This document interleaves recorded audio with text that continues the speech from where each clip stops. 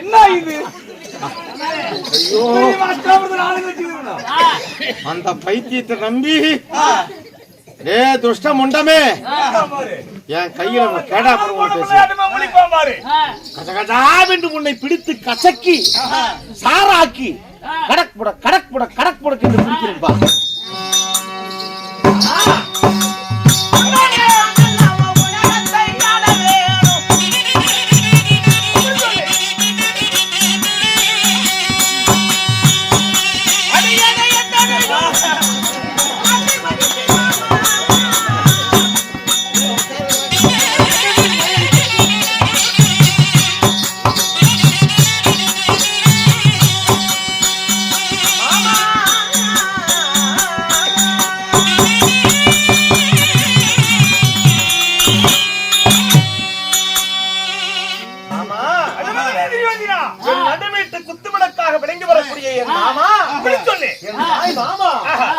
இருந்தாலும் மல்லிகை முல்லை மற்ற பேர் பறிக்கொழுது பாரிஜாதம் என்று சொல்லக்கூடிய மலரெல்லாம் பறித்து இந்த அன்பு மருமகன் துரியோதனன் சற்றே என் சிரம் தாழ்ந்து யாருக்கும் வணங்காது என் சிரத்தை உங்களுக்காக சற்று தாழ்த்தி வணக்கம் செய்கிறேன் மாமா. வணக்கம்.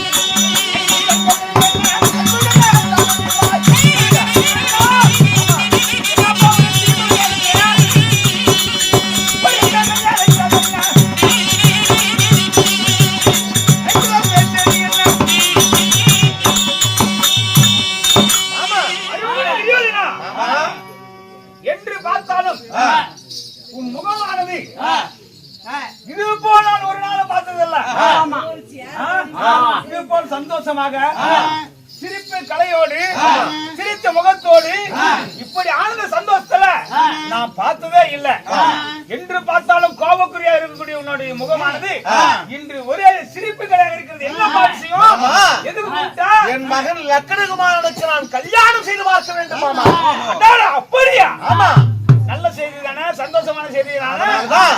மிகவும் ஆனந்த சந்தோஷமாக என் மகனுக்கு கல்யாணம் செய்யணும் என்பதற்காகத்தான் யோசனை செஞ்சிட்டு இருந்தேன். அப்படியா? ஆமா. திருமணமா? அப்படி இருக்கு. ஆமா, திருமணம் சொல்ற பொண்ணு யாரு, எந்த ஊரு, என்ன ஊரு, பெண் பார்த்து விட்டாயா? ஆமா. நீங்கள் எல்லாருபடிக்கு நான் பெண் பார்ப்பேனா என்ன? இந்த 56 தேசத்து அரசர்களுக்கும் நான் தலைவன், சக்கரவர்த்தி. அப்பேற்பட்ட எனக்கு ஏற்ற சம்மிந்தி யாருன்னு நீங்க தான் சொல்லணும். என் மகனுக்கு ஏற்ற என் மருமகள் யாருன்னு சொல்லி அதையும் நீங்க தான் சொல்லணும். 56 நாட்டு பேரரசன் அனங்காமணி சேகரன், உனக்கு அந்த சம்பந்தம், பெண்ணு காசுலையும் சரி, பணத்திலையும் சரி, சொத்து சுகத்துல, அந்தஸ்துல எதுலையுமே எனக்கு சரிக்கு சரியா இருக்கக்கூடிய ஒரு ஆளை நீங்க தான் சொல்லணும். அப்படியா? உனக்கு ஏத்த சம்பந்தம், மகனுக்கு ஏத்த பெண்ணு,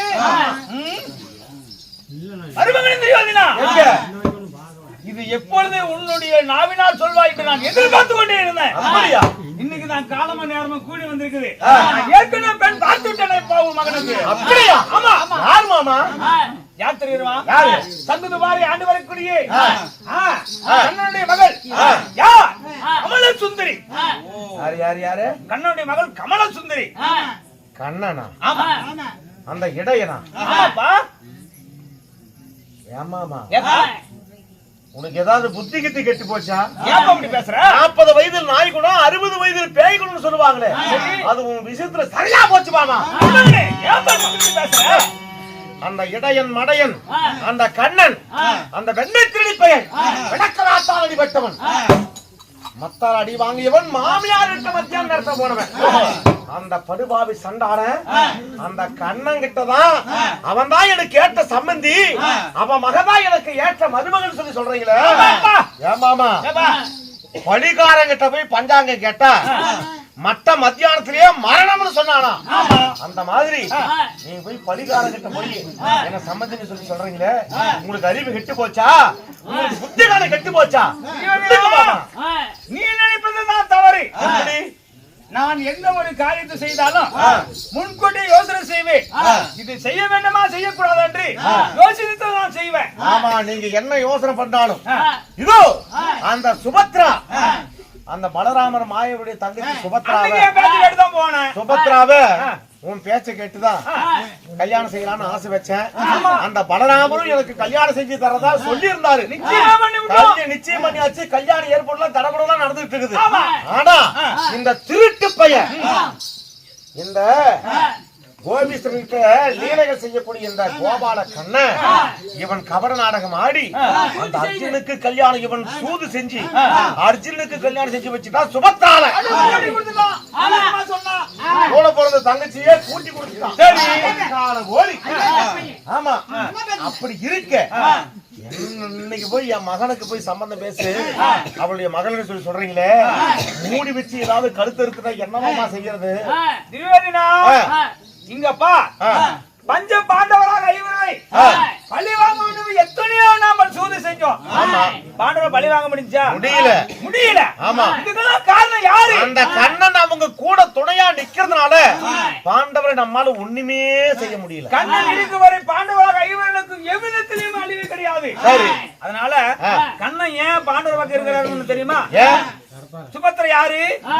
அதாவது கண்ணனுக்கு தங்கச்சி. தங்கச்சி யாருக்கு? பாண்டவர் கொடுத்துட்டாரு. ஆமா, அப்ப பாசம் எல்லாம் யார் பக்கம் இருக்கும்? தம்பி பக்கம் தான் இருக்கும். அதனால கண்ணனுடைய மகளை கமல சுந்தரிய உன் மகன் லக்குனுக்கு கல்யாணம் செஞ்சு விட்டா அந்த பாசம் எல்லாம் தங்கை பக்கம் இருக்கிற பாசம் எல்லாம் மக பக்கம் வந்துடும்.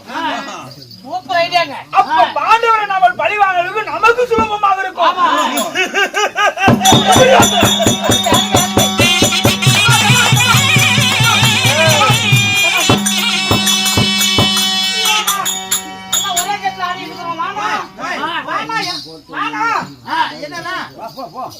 வந்து கை கொடு ஒரே கேட்ல 10 வருஷமா ஆடி இருக்கிற ஒரு போனோட ஒரு பசாஜி காட்சி கொடுத்து ஆள் விட்டு கிடப்பாங்க. இப்ப ஒரு மிஸ் கால் கொடுத்தா நம்பர் பார்த்து நான் மணிக்கு வந்திருப்பேன்.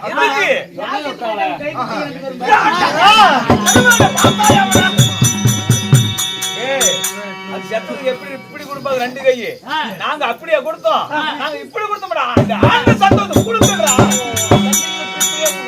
இப்படி கொடுக்கறது பைத்தியக்காலம். நீ எங்களுக்கு துணையா இருக்கிறியா இல்ல வினையா இருக்கிறியா? துணை மட்டும் போயிடாத. ஆமா, சரியானபடிக்கு யோசனை சொன்னீங்க. ஆகட்டும். சுந்தரி திருமணம் செய்து வந்து விட்டா அந்த பாசம் எல்லாம் மக பக்கம் வந்துடும். அப்ப பாண்டவன் நம்ம கொள்வதற்கு நமக்கு சுலபமாக இருக்கும்.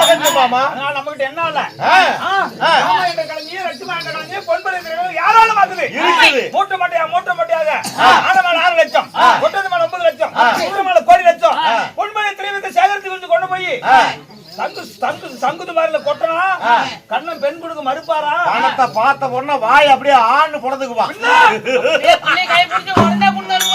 ஆமா ஆமா கண்ணன் கொடுத்துட்டு போனா பொண்ணா. ஆகட்டும் மாமா, நீங்க பயணத்துக்கு வேண்டி ஏற்பாடு செஞ்சுட்டு வாங்க. நான் என்னுடைய மனைவி பெருந்துருவ காட்டு ஒரு வாய் வார்த்தை சொல்லிவிட்டு போறேன். யாரும் இங்கே ஏற்பாடு செய்யுங்க.